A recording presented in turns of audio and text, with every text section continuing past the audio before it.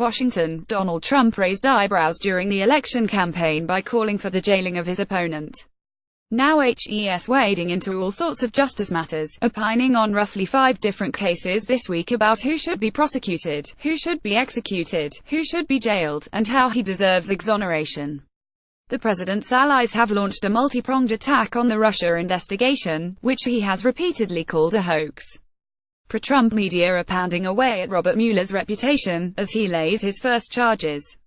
An initial formal call for Mueller's head came Friday from 3 congressmen in staunchly conservative districts. They presented a non-binding motion in the U.S. House of Representatives calling for the investigator to step aside.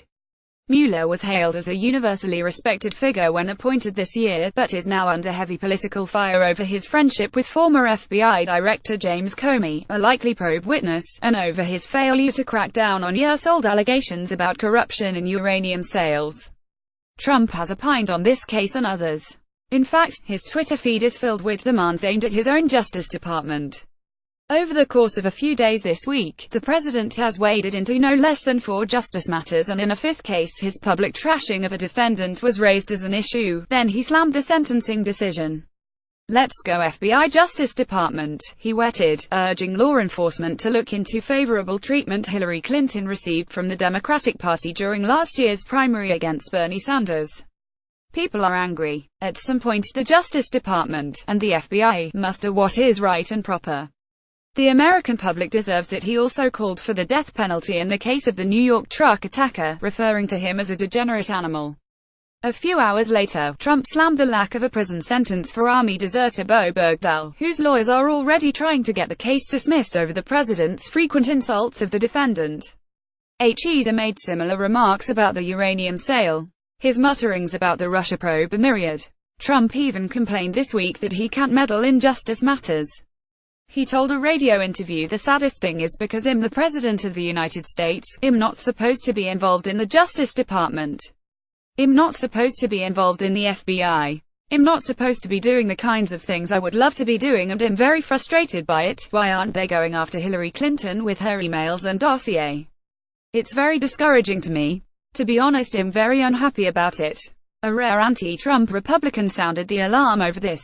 Neoconservative writer Bill Kristol tweeted, "What Trump thinks is the saddest thing about his presidency is basically that help's not able to be a third-world-type authoritarian ruler." It also struck some as a throwback to his campaign, where he threatened during a debate to prosecute Clinton, and his rally crowds chanted, "Lock her up." At that time, the New York Times interviewed political scientists who study failing democracies, and they called his debate threat troubling. Adrian Lebers of American University called it a risk to the rule of law and basic democratic norms, and said, "For those of us who work on authoritarian regimes and hybrid regimes such as Turkey, this sort of thing is just eerily familiar." A colleague told the newspaper she was less worried about an authoritarian power grab in the U.S. unlike Hugo Chavez Venezuela. She said, "American institutions are strong enough to prevent a president from serious abuses." Someone who worked closely with Mueller said she can't imagine he'd be fired. "I find it very hard to believe that will happen. I hope not to be proven wrong." Ann Milgram, a former federal prosecutor and attorney general of New Jersey, told a podcast hosted by her ex-colleague Preet Bharara, "If that happens, I think that's an unbelievable crisis for the rule of law."